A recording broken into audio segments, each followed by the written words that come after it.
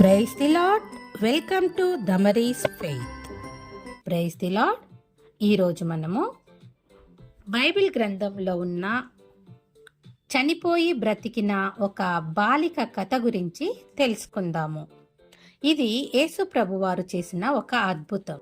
యాయీరు దేవుని భయం కలిగిన ఒక యూదా మత నాయకుడు. ఒక దినాన తాను ఎంతో ప్రేమించే 12 సంవత్సరముల తన కుమార్తెకు తీవ్రమైన అనారోగ్యం వచ్చింది. ఎవరు కూడా ఆమెను బాగు చేయలేకపోయారు. ఆమె మరణించుటకు సిద్ధంగా ఉంది. అప్పుడు యేసు తన కుమార్తెను బాగు చేయగలడని యాయీరు నమ్మి యేసును వెదుగుటకు వెళ్ళాడు. తన కుమార్తె మరణించక ముందే యేసును కలుసుకోవడానికి యేసును వెతుక్కుంటూ బయలుదేరి వెళ్ళాడు. యేసు చుట్టూ అనేక జన సమూహాలు ఉన్నప్పుడు యాయీరు యేసు పాదముల మీద పడి ఇలా వేడుకుంటాడు, నా చిన్న కుమార్తె చావనయున్నది. నీవు వచ్చి నీ చేతులను ఆమెపై ఉంచిన ఎడల ఆమె బ్రతుకుతుంది.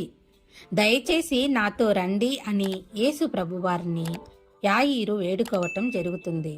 అప్పుడు యేసు ఇలా అంటాడు.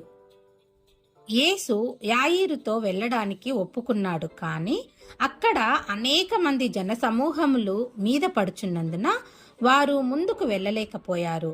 అయితే యేసు ప్రభువారు చేసే అద్భుతాలు చూడటానికి అనేక మంది వచ్చేవారు కనుక చుట్టూ ఎక్కువ జనం ఉన్నందున అక్కడి నుండి వీళ్ళు బయటికి వెళ్ళడానికి దారి లేకుండా ఉండిపోయింది. ఆ సమయంలో మరొక అద్భుతం కూడా అక్కడ జరిగింది. అదేంటో తెలుసా? ఒక స్త్రీ 12 సంవత్సరముల నుండి రక్తస్రావ రోగంతో బాధపడుతూ తనకున్నదంతా వైద్యానికే ఖర్చు పెట్టేసింది. కానీ ఆమె రోగము నయం కాలేదు. ఆమె యేసును చూడాలని ఎంతో ఆశపడింది. నేను ఆయన వస్త్రములను మాత్రము ముట్టినా బాగుపడతాను అని ఆమె మనసులో అనుకుంది. ఆయన వెనుకకు వచ్చి ఆయన వస్త్రపు చెంగును ముట్టింది. అప్పుడు ఒక గొప్ప అద్భుతం జరిగింది. ఏంటో తెలుసా? కేవలం యేసు ప్రభు వారి వస్త్రమును తాకిన వెంటనే కూడా ఆమె యొక్క రోగము నయమైపోయింది. గొప్ప అద్భుతం జరిగింది. ఆమె స్వస్థపరచబడింది. వెంటనే ఆమె రోగము ఆమెను విడిచిపెట్టినట్లు గ్రహించింది. యేసు నా వస్త్రములు ముట్టింది ఎవరు అని అడిగాడు. అప్పుడు ఆమె భయంతో యేసు ముందుకు వచ్చి జరిగిందంతా యేసుకు వివరిస్తుంది.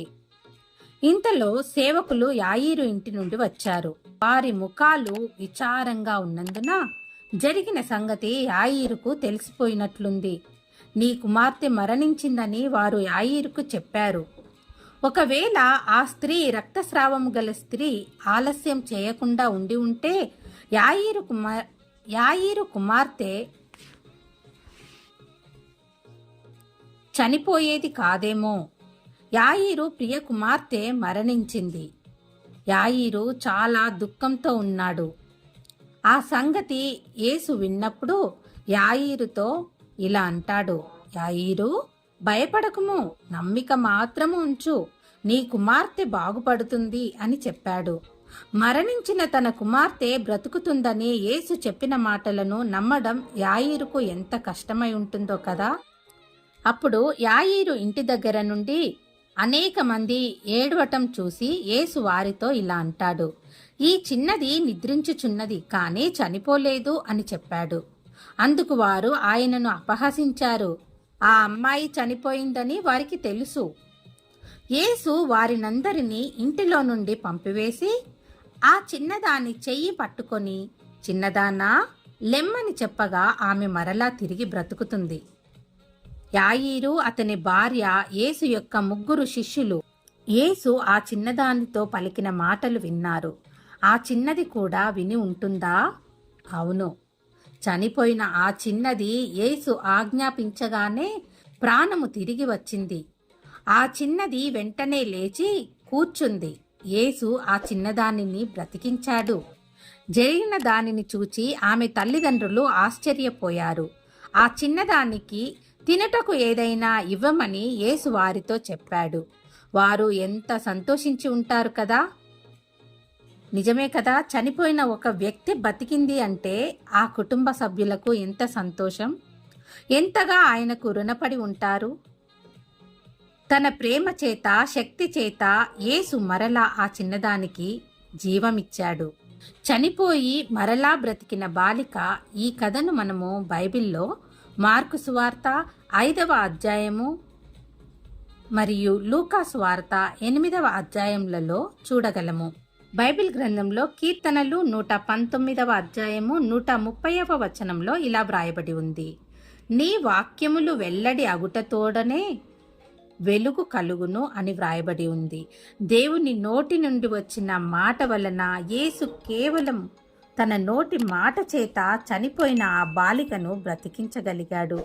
ఇది ఎంత గొప్ప అద్భుతం కదా.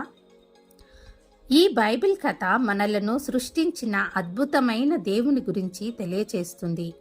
ఆయన ఎవరో తెలుసుకోవాలని దేవుడు నిన్ను కోరుకుంటున్నాడు. మనము చెడు పనులు జరిగించి పాపము చేశామని దేవునికి తెలుసు. పాపమునకు శిక్ష మరణము. కానీ దేవుడు నిన్ను బహుగా ప్రేమించి నీ పాప శిక్షను భరించుటకు తన ప్రియ కుమారుడైన యేసును శిలువపై మరణించుటకు పంపించాడు. ఆ తరువాత యేసు మరణమును జయించి పరలోకమునకు వెళ్ళాడు. నీవు యేసును నమ్మి నీ పాపములను క్షమించమని అడిగిన ఎడల నిశ్చయముగా క్షమించి నీ యందు నివసించును. నీవు ఆయనతో యుగ యుగములు జీవించెదవు. ఇది నిజమని నీవు నమ్మినట్లయితే దేవునికి ఇలాగని ప్రార్థన చేయుము. ఏమనంటే, ప్రియమైన దేవా, నీవు దేవుడవని నమ్ముచున్నాను. నా పాపముల కొరకు యేసు మరణించి తిరిగి లేచనని నమ్ముచున్నాను.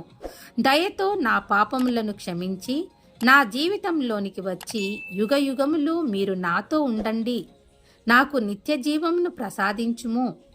నీ బిడ్డగా జీవించుటకు మరియు నీకు లోబడుటకు నాకు సహాయము చేయుము అని నీవు ప్రార్థించాలి. ప్రతి దినము బైబిల్ చదివి దేవునితో మాట్లాడాలి. ఆయన తప్పకుండా నీ యొక్క సమస్యలను పరిష్కరిస్తాడు. నీకు జవాబిచ్చే దేవుడు. కేవలం తన నోటి మాట చేత సర్వ సృష్టిని సృష్టించిన గొప్ప దేవుడు.